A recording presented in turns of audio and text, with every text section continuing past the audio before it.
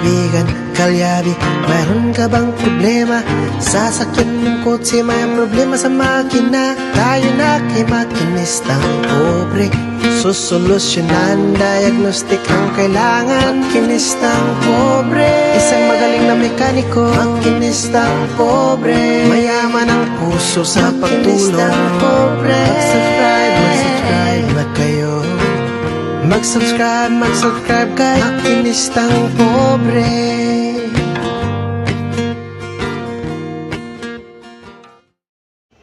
Right, sa magandang araw po sa ating lahat, lalong-lalo na po sa ating mga subscriber dyan, sa ating mga OFW sa mga panig na mundo. Magandang araw po sa ating lahat. So ngayon mga kalyabe, dito magtatackle tayo kung bakit sa mga radiator ng mga sasakyan natin na mayroong plastic cover or plastic top. Bottom up sa top niya is plastic. So mamaya may papakita pa ako sa inyong radiator at kung bakit kuminsan kadalasan or bakit kadalasan may sumasabog na radiator or pumuputok or bigla na lang nagkakaroon ng leak yung ating mga radiator. So doon mismo sa kanyang plastic cover. So gaano lang ba, hanggang gaano katagal ang lifespan po ng ating mga plastic na radiator. So dati kasi mga kalyabe, tanso yung ating mga radiator. So all the way ang tanso is nahihinang po talaga siya. So tumatagal. Pero sa ngayon kasi ang mga plastic na mga radiator mga kalyabe ay hindi po talaga tumatagal. So kadalasan ang lifespan po niyan is 5 years pataas hanggang 10 years. Maswerte ka kapag inabot mo ang 10 years. Ayan mga kalyabe, ay depende naman po yan sa pag gamit ng sasakyan or kung gaano ba kalayo or kagaano nakahaba yung itinakbo ng inyong sasakyan. So ito mamaya ay may papakita ko sa inyo mga kalyabe. Ito ay wala pang 5 years pero lumutong na at nagkaroon na ng leak. So dito at para maintindihan po ninyo, ipapaliwanag po natin sa inyo ng napaka maliwanag. So tara and let's go. So ito na mga kalyabe, no? Ayan. So ito radiator. Ayan. Kung napansin niyo, ayan namumula. Ayan. So saan ba galing ang namumula na to? Ayan, dito po yan mga kalyabe. Dito. Sa ibabaw dito, may uring pa bukod kasi ito sa plastic na to. May uring po kasi yan diyan. May uring yan. So ito dito na sumingaw at sumisirit ang tubig. Ayan, hanggang dito. Ayan. So wala namang dadaan dito na ibang, wala naman siyang pagdadaanan ng tubig, kundi dyan lang talaga. Kasi ang reservoir dito, ang reservoir water dito manggagaling at yung hose ay dito. So wala na siyang ibang leak. So dito nagtataka ang may-ari bakit daw kapag bumibiyahe siya ng malayo ay nagbabawas ang tubig. Kasi ito mga kalyabe, nagkakaroon kasi ito ng pressure kapag hindi na matagal ang automatic ng ating aux pan. So kapag magbibuild muna yan ng pressure mga kalyabe bago gagana yung ating aux pan. Tapos dito sisirit po yan. Kasi ito mga kalyabe, may lifespan po itong plastic na ito, plastic cover. Hanggang 5 years lang po yan at magpapalit ka na ng panibago. Pero ito mga kalyabe, kung tutusin, pwede pa ito. May nabibili po na radiator cover, top cover sa Shopee or sa Lazada sa online. So meron po niya nabibili at kung marunong kang mag DIY is mapapalitan mo po yan. Kasama na po yun doon yung kanyang o-ring. So ayan, kagaya niya, no? Diba? So umabot na po siya sa kanyang lifespan, kaya pinapalitan na natin. So hindi ko na inantay na masabugan pa yung may-ari, kasi malayo lagi ang biyahe nito. Baka masabugan pa yung may-ari ng radiator, ay mas malaking abala po yung aabutin niya. So baka itirik pa siya sa mga alanganing lugar. Lagi kasing malayuan ang biyahe nito. Ayan. Alam ko meron talagang magko-comment dito na Oh, bakit hindi na lang pinalinis?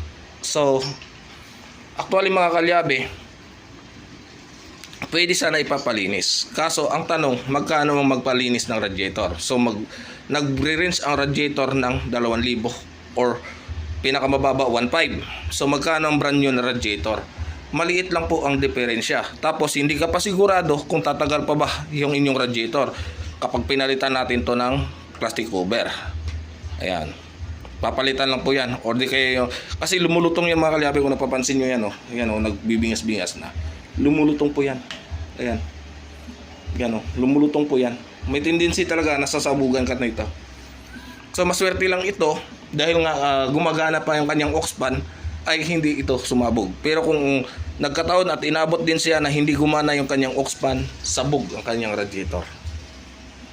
Yan po mga kalyabe. So diyan na magsisimula yung pag-overheat ng ating sasakyan. Tapos dito sa ating radiator cap mga kalyabe, i-check po ninyo lagi yung kanyang goma, yung takip niya. Meron po yung mga goma dyan, check nyo rin, may lifespan din po yun. Kapag malutong na, palitan nyo na rin kasi yan din po isa sa magiging dahilan ng pag-overheat ng inyong mga sasakyan. So ito mga kalyabe, ito based lang sa aking theory na pag-aralan namin mga kalyabe. Itong kasi mga plastic radiator, itong plastic top radiator, ito ay talagang nagkakaroon lang to ng lifespan na 5 years up to 10 years. So depende po yun sa kung gaano ninyo siya pinapangalagaan sa inyong mga coolant. Kung alaga ninyo sa coolant, maaring aabot po ng 10 years. Pero kung hindi alaga sa coolant, malamang sa malamang 5 years tapon na ang radiator nyo. Yan. So, at depende din sa layo lagi ng binibiyahe. Kagaya nito, lagi ito nagbibikol. Kung saan saan ito nakakarating mga kalyabe, malayo ang biyahe, lagi ang ginagamit nito ng Wigo na to. So, daily use to. At yung may-ari is may kapansanan pa. So, hindi po madali para doon sa kanya na kapag bumigay ito doon sa daan ay mas lalo po siyang mahihirapan kasi yun mga kalyabe, dinadialysis kasi yung may-ari nito, may nadadialysis kaya may arthritis ata yun or acid, hindi ko lang sure kung anong sakit nun. Kaya sabi ko, sir, kung nasa sa inyo, kung may budget kayo, papalitan nyo na po para wala po kayong abala another 5 years, 5 to 10 years yung paggagamit ninyo ng inyong radiator. So yun, dahil nga sabi niya sige, dahil may budget naman siya at hindi naman to kamahalan mga kalyabe, 2,000 at 3,000 plus lang po ito yung radiator na to. So 3,000 plus, 3,000 na to mahigit. Kaya pinapalitan niya na dahil mayroon nga siyang budget. So sabi niya kaysa sa maabala nga naman talaga siya sa daan, is pinapalitan niya na talaga ng tuluyan itong kanyang radiator. So yan mga kalyabe, at sana magkaroon po kayo ng ideya na mayroon din palang lifespan itong ating mga radiator, lalong lalo na itong mga may plastic cover. So 5 to 10 years ang lifespan po nito. Depende din po sa paggamit ninyo ng inyong sasakyan, kung naaalagaan ba ninyo ng tubig, or depende din sa layo lagi ng inyong binibiyahe. Halimbawa, daily use, tapos araw-araw naman Manila Bicol. So hindi rin po tatagal itong ating radiator. So yan mga kalyabe. So ito muna yung aking itatakal sa inyo ngayon. Tapos dito mga kalyabe, meron pa tayong mga condenser. Ayan. So bakit pinalitan na natin to? Itong long condenser, ito ay butas mga kalyabe. So ito yung sa condenser na tinaga siya sa presyo, yung photon na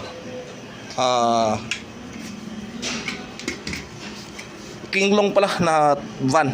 Ayan, sumayad kasi ito mga kalyabe. So, nagtanong siya sa akin kung pwede hinangan. Sabi ko, hindi na po kami naghihinang ng ganitong klaseng condenser. So, tapos nakita ko, ayan, kung napapansin nyo, yan ang butas niya. Ayan. Ang dami pong butas. Kasi sumayad to sa cement sa gutter. Ayan o. Ayan. Ayan. Ayan siya. Kaya naubusan siya ng freon. So, nag-decide na ako. Sabi ko, total mura lang naman to mga kalyabe. Nasa 2,000 mahigit. Ay pinapalitan niya na yung kanyang condenser. So, ito kasi ganitong klaseng condenser mura lang to mga kalyabe. Ito yung ginagamit namin kadalasan pag nag-convert kami ng mga aircon. Tapos, ang ginawa ko ay nilipat ko naman doon sa malayo yung kanyang condenser, hindi na doon sa baba para just in case na malubak siya ay hindi na ulit sa sayad. So nag-bracket ako doon at kumpare ko naman. So yun, tinulungan ko na lang kasi namamasada yun ng UV mga kalyabe. Kaya sa ngayon, yun, tuloy-tuloy yung biyahe niya. At salamat dahil bumimisita niya para tayo dito. So dati kong tropa sa pagmamaniho. Mga kalyabe, yan din, butas pa yan. Ayan, ayan. Rights.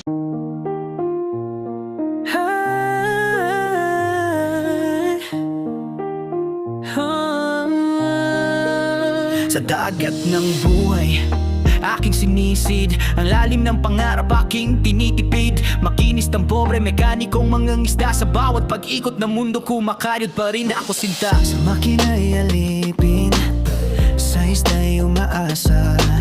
Sa ilalim ng araw, pawis ko'y tumutulo na.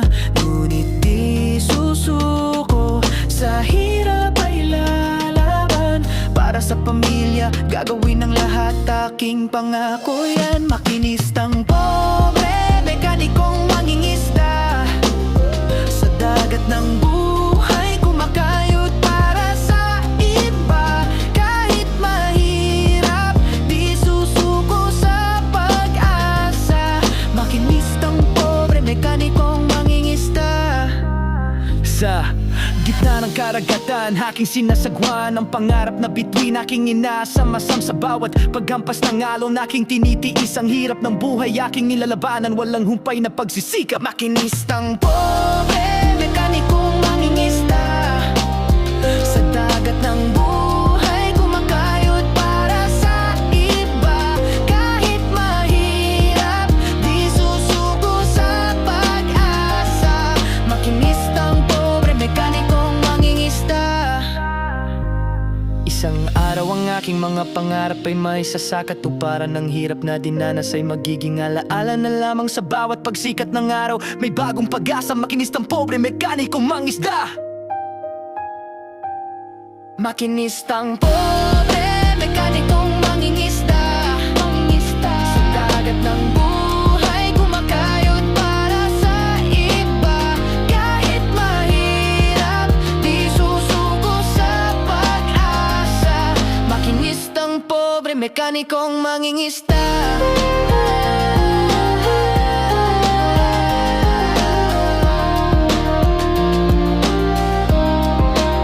Sa bawat paglubog ng araw, aking isipin ang mga taong nagmamahal sa akin. Sila ang inspirasyon sa aking pagsisikap.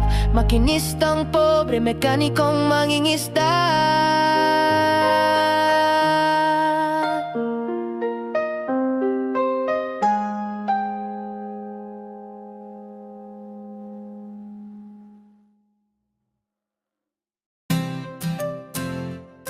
Yeah, yeah, ha ha, yeah, yeah.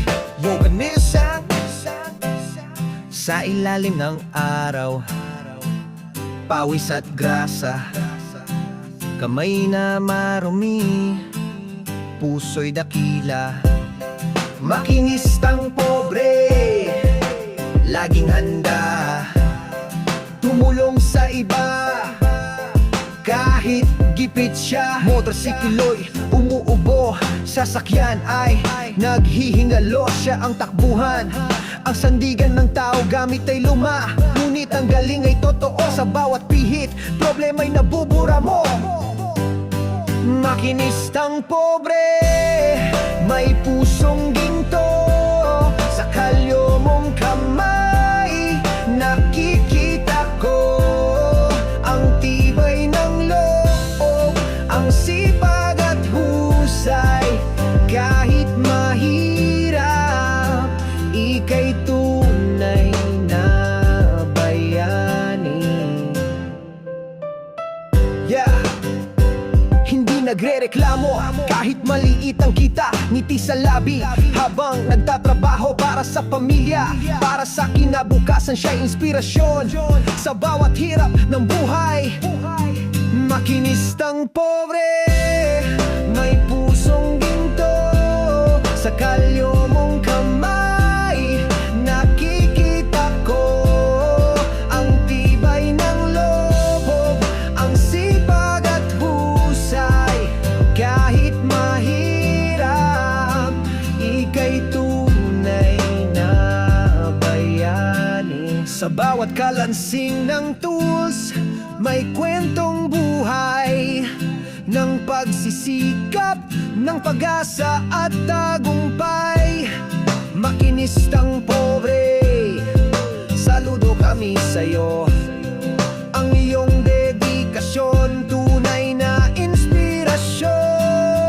Makinistang pobre, may pusong ginto, sa kalyo mong kamay nakikita ko ang tibay ng loob, ang sipag at husay. Kahit mahirap, ika'y tunay na bayani. Mabuhay ka, makinistang pobre. Ang iyong kabutihan di malilimutan.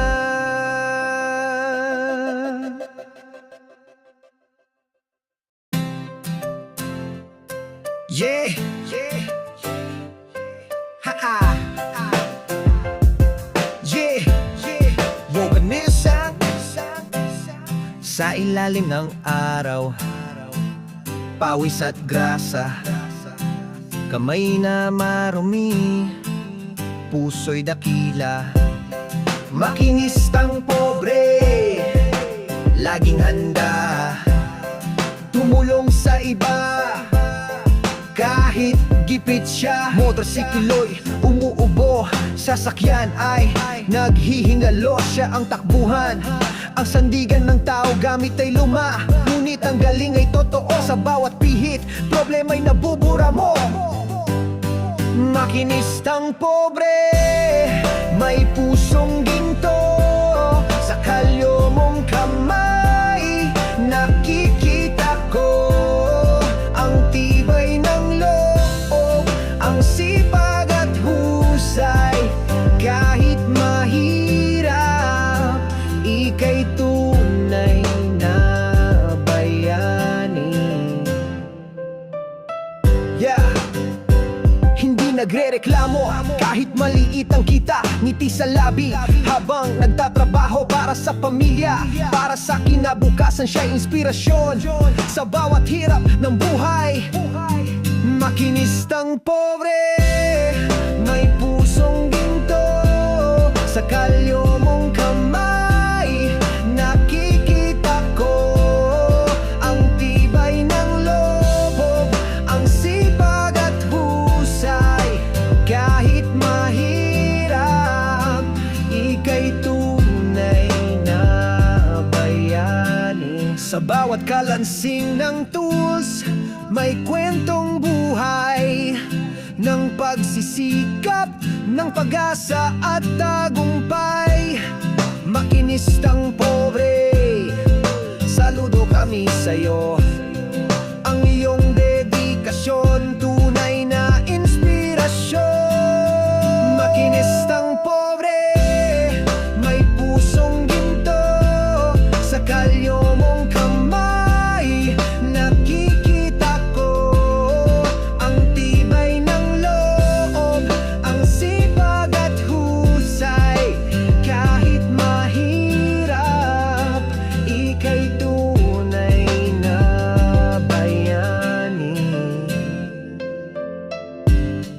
Mabuhay